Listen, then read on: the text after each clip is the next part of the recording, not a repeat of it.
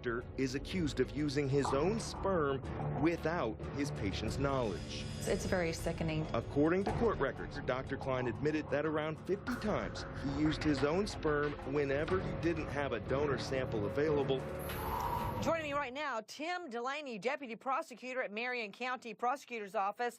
Tim, thank you so much for being with us. I remember being completely inundated with murders, child molestations, arsons, dope dealers.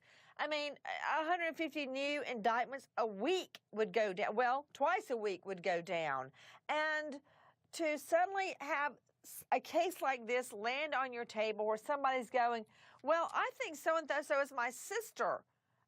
It would not have really struck me at the beginning that a crime had taken place. So, Tim Delaney, how did you first hear about the case, and when did you realize this actually is a crime? They're right. Well, thank you. Yes, the case was initially referred to our office, actually by your previous guest, Angela Ganote, had contacted our office, which put it on our radar. It was then referred to my division, which is the grand jury division, which is set up for the purposes of investigating these kind of cases. Our investigations typically take months and sometimes years to complete. It was referred to Sergeant Walker, Carmen Walker of the Marion County Sheriff's Office, and we began digging into it. And once we determined that Dr. Klein was, in fact, the biological father of the two individuals named in the charging information.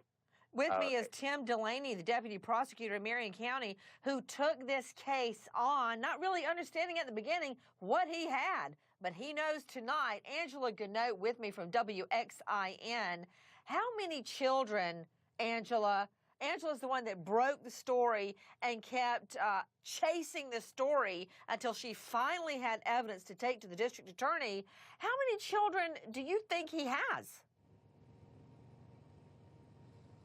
That is the question. Since the story started airing, I've had another 3 people say, can I please get tested? That's the newest piece we're working on. Will the prosecutor help us? We've reached out to Dr. Klein's attorneys. Who's going to pay for it? And will there be many more that come forward now that this story is out there? We have no idea, and the siblings have no idea how many brothers and sisters they have. And what about the women, Angela Ganote? I mean, women that undergo IVF or artificial insemination,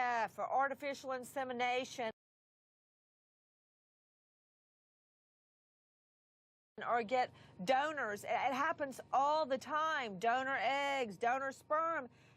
And you have to really trust your doctor during all of this to find out that they were violated in this way. What do they have to say, Angela? It's such a hard thing to talk about because 70s, and there was a lot of secrecy. A lot of times they didn't share this with their children until just a few years ago. So they do feel that. They feel like this was obviously very unethical. They want justice. The siblings for sure want justice. That's why they came to me, because they didn't feel like anyone was listening. This took more than a year and a half, really, to get what they felt was anyone to even validate what they were going through. And there's much more ahead to try to figure this out. And that was validated by Tim Delaney. Also with me tonight, board-certified fertility physician at the Center for Fertility and Gynecology, Dr. Vuk Jovanovic. Doctor, thank you so much for being with us. I want to hear your reaction to this. I'm overwhelmed. Well, definitely I feel the same way as most of your viewers probably feel. It's a very saddening thing. What I'm basically sad is that there was obviously fraud, alleged fraud, done on the parents of these victims. But now that the children actually have to go through all this and not be able to find the truth right away, I think that's definitely one of the things that is ongoing and probably creates even more victims in this case. How exactly does the process work? Well, we have 2 ways how we can fertilize the egg. One way is to do it in a laboratory and then place the embryo back.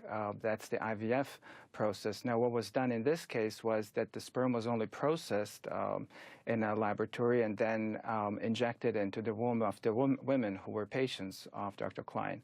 So there was, by doing both ways, donor sperm can be utilized. Right. So it's the key pretty much to make sure that the donor sperm comes really from the donor that the patient expects it to come. Back to Angela Goodnote with WXIN. Angela, has the doctor, in this case, Dr. Donald Klein, spoken to his biological children? And what did he say? You know, I wasn't there, obviously, for that conversation. I don't know, but I know that the story changed back and forth a little bit. I do know that Donald Klein has 4 biological children, and they have met with the 8 siblings. Dr. Klein has met with the 8 siblings. They have had a discussion and talked about that. Dr. Klein has also said, though, that I don't feel any connection to you. He says that this is different from a man and a woman. He says, I donated my sperm because these moms wanted a child, but I feel no connection to you whatsoever.